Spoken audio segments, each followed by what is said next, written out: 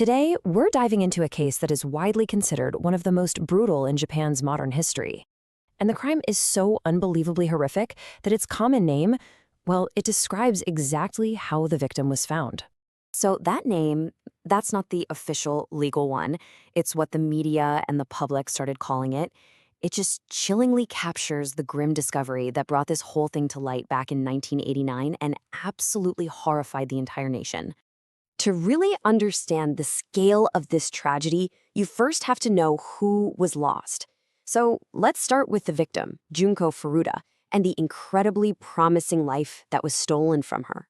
Junko Furuta was just 17 years old, a high school senior with such a bright future. She was a great student, really popular with her friends, and just incredibly hardworking.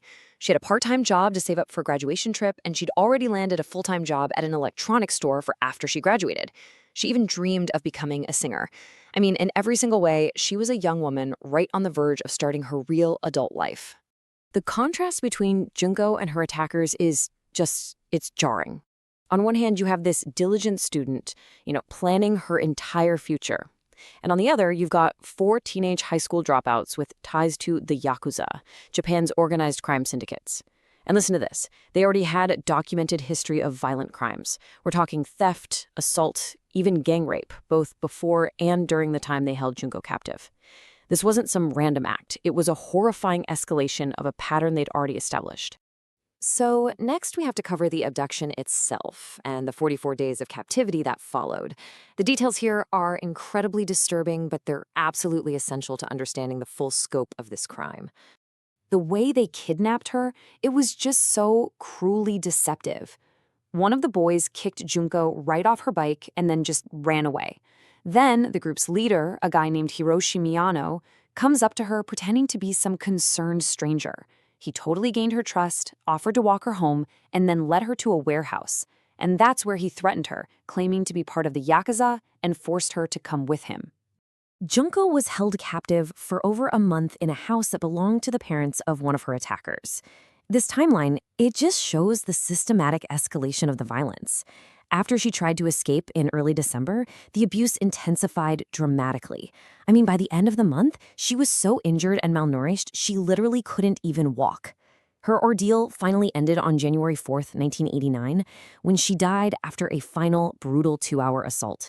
For over 40 days, all of this took place in a family home.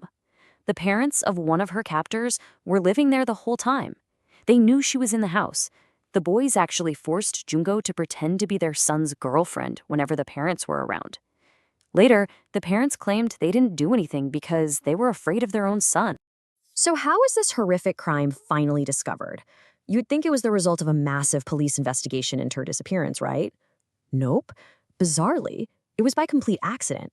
It all started when Miyano and another perpetrator, Joe Ogura, were arrested for a completely different crime, the rape of another woman. During that interrogation, Miyano, for some reason, just assumed the police already knew about Junko's murder. So he confessed. He told them everything and said where to find her body. The police were totally confused. They were questioning him about a completely separate case. But his confession led them straight to that concrete-filled drum on March 29, 1989. Once the gruesome details of what happened to Junko emerged, the case ignited an absolute firestorm across Japan. It led to this intense public debate over the perpetrators, their identities, and the entire justice system itself. Now, since all 4 of the main perpetrators were legally juveniles, meaning they were under 20 years old, their names were protected by the court. This is pretty standard procedure in Japan, and the idea is to help with the rehabilitation of young offenders. But the tabloid Shukan Bunshun completely disagreed. They defied the court order and went ahead and published the boys' names anyway.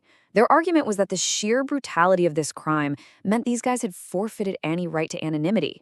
And that action really reflected what a huge portion of the public was feeling, that the law just wasn't delivering justice. So what was the actual legal outcome? Well, the leader, Hiroshi Miyano, he received a 20-year sentence. That was the longest possible sentence in Japan, short of life imprisonment. The others? They were given significantly shorter terms. Yeah, most of the sentences were increased a little bit on appeal, but to the public, they seemed shockingly lenient. So why? Why were the sentences what they were, especially when the public was demanding the death penalty? Well, legal experts pointed to precedent. In Japan, there's a set of criteria known as the Nagayama standard, and it makes it very, very rare for the death penalty to be applied in cases with only one victim. The court also argued that while the acts were undeniably horrific, proving a clear, premeditated intent to murder was difficult, and that really influenced the final sentences. This all leads us to the final question, right? What happened after? What happened to the perpetrators? And more importantly, what happened to the memory of Junko Furuta? You know, the hope for rehabilitation through the juvenile justice system, it pretty much failed completely in this case. After they were released, two of the main perpetrators, Joe Ogura and Shinji Minato, were arrested again for violent crimes. Ogura was even sent back to prison for a brutal assault. Miyano was arrested on suspicion of fraud. Two of the four have since died from other causes, but you just can't deny that high rate of reoffense. Amidst all the darkness of this case, there were these really moving efforts to honor Junko's life. At what would have been her high school graduation, the principal called her name and presented her diploma to her parents. And the electronics retailer where she was supposed to start working, they gave her parents the uniform she never got the chance to wear, which they then placed in her casket. But perhaps the most powerful tribute came from her friends. In a eulogy at her funeral, her classmates promised not to let her death be in vain. They actually vowed to work toward a world that's free of this kind of cruelty. And it's just such a testament to the person Junko was, making sure that she's remembered for the life she lived, not just for the horrific way she died. And that leaves us with a final lingering question.